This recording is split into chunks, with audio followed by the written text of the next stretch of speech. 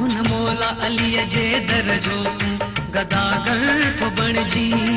छुन मौला अलीअ जे दर जो तूं गदागर थो बणिजी। छुन पंज तन पाक जो तूं मोमिन, छुन पंज तन पाक जो तूं मोमिन सनागर थो बणिजी। छुन मौला अलीअ जे दर जो तूं गदागर थो बणिजी। छुन हैदर जे हिन दर जो तूं गदागर थो बणिजी।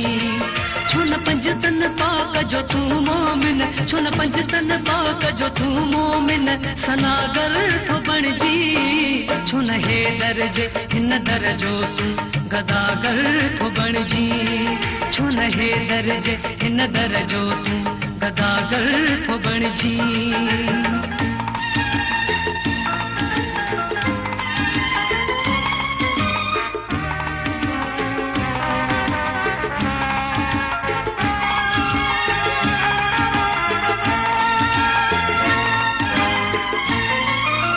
हैदर आखुद मुश्किल खुशाई, अली बहर बर में करे रहनुमाई।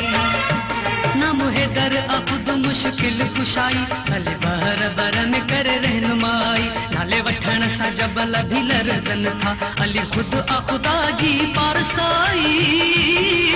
अली फैज़ जे इल्म जो बाब आहे, अली नूरे हक आफ्ताब आहे। छुन मौला अलीअ जो खादम तूं, छुन मौला अलीअ जो खादम तूं निशावर थो बणिजी।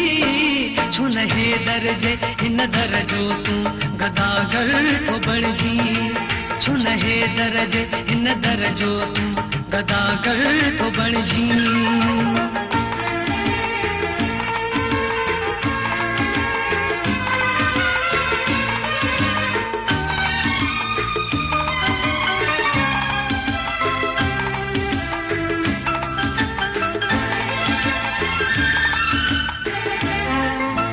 हैदर जो वठण इबादत आ, छुन मोमिन मानी सआदत आ।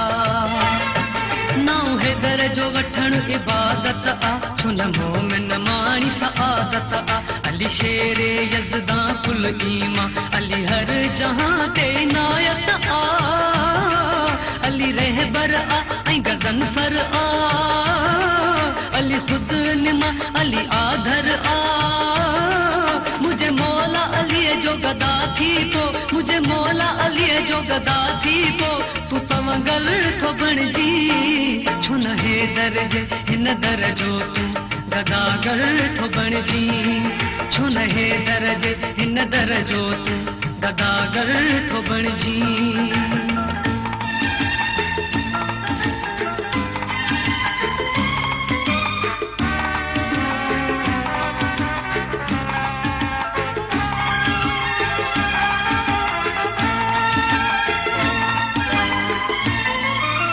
काबो अलीअ जो बख्शल शाह, जे खाधो मरब समुहाडो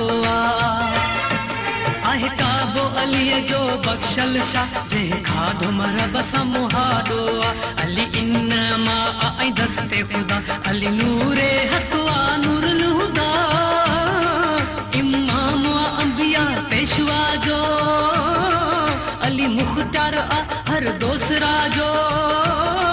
अञा ताईं छो न तूं तालिब थी, अञा ताईं छो न तूं तालिब थी गज़नफर थो बणिजी। छुन हैदर जे हिन दर जो तूं गदागर थो बणिजी। छुन हैदर जे हिन दर जो तूं गदागर थो बणिजी। छुन पंज तन पाक जो तूं मोमिन, छुन पंज तन पाक जो तूं मोमिन सनागर थो बणिजी। छुन हैदर जे हिन दर जो तूं गदागर थो बणिजी। छुन हैदर जे हिन दर जो तूं गदागर थो